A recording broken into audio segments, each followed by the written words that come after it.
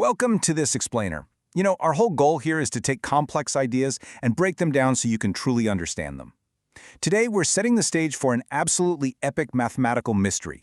And the crazy thing is, it didn't start in some high-tech laboratory or a modern university lecture hall. Nope, it started with a simple, almost careless little scribble in the margin of a book. It's a story about a puzzle that looks so deceptively simple that anyone who's taken, say, high school algebra can totally understand it, yet it was so profoundly difficult that it literally frustrated the greatest minds on the planet for centuries. Okay, let's dive into this. Picture this. The year is 1637. A mathematician named Pierre de Fermat is just sitting there reading a book, and he jots down this exact sentence right in the margin. He writes, "I have a truly marvelous demonstration of this proposition, which this margin is too narrow to contain." I mean, wow, right? That single, arguably super arrogant little note sparked a mathematical wild goose chase that would stump humanity for generations. He was basically claiming he had solved this huge mathematical puzzle, but, just didn't have the physical space on the page to write it out for the rest of us. And because he never actually bothered to write down that supposed proof anywhere else, he left the rest of the world to just figure it out on their own. So what exactly was this puzzle that he claimed to have solved? Let's break down the core math here so we really grasp the exact parameters of the problem. It eventually became known as Fermat's last theorem, and it simply states that no three positive integers, and by that we mean whole numbers like 1, 2, 3, and so on, for a, b, and c, can satisfy the equation a to the power of n plus b to the power of n equals c to the power of n for any integer value of n that's strictly greater than 2. And actually, that's it. That is the whole theorem. It's really just a handful of letters and a super strict rule about exponents. But as you'll see, within that tiny little equation lies an absolute monster of a mathematical challenge.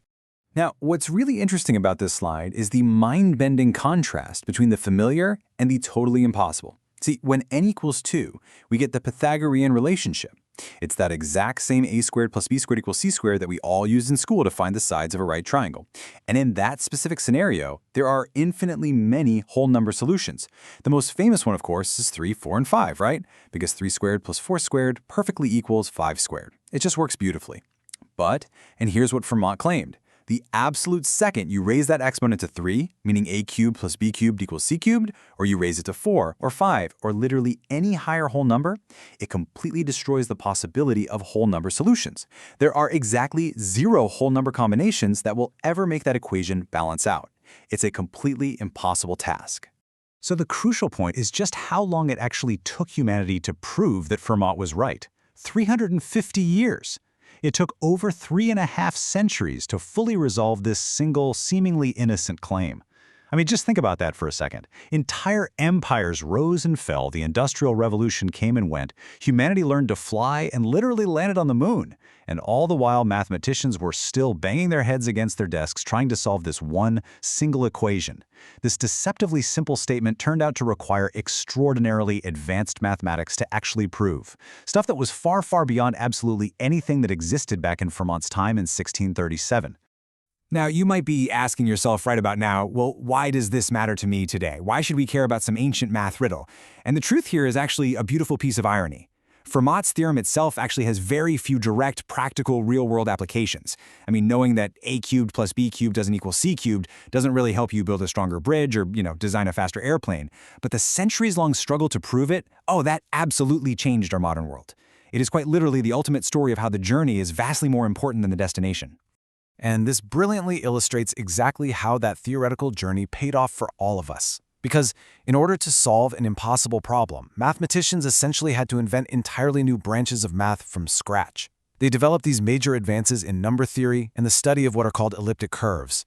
Fast forward to today, and those exact mathematical frameworks are the very foundation of modern cryptography. Every single time you send a secure text message, make a purchase online, or log into your bank account, you're relying on encryption and error-correcting codes in digital communication that exist at least in part because generations of brilliant minds were obsessively trying to solve Fermat's puzzle. The purely theoretical quest to prove a 17th-century margin note literally gave birth to the mathematics that secure our digital lives today. Crazy, right? Fermat's last theorem is just a masterclass in the strange, surprising power of whole number equations and the incredibly rigid rules of algebra. But, as we know, the universe isn't always made of whole discrete numbers. The world around us is fluid, it's dynamic, and it's constantly in motion. Let's move to and see how this builds into an entirely different realm of mathematics. We've mastered the static world of whole numbers. But what happens when we need to measure continuous, unbroken change? Well, that is exactly the question we'll answer in our next explainer, when we tackle the fundamental theorem of calculus. I'll see you there.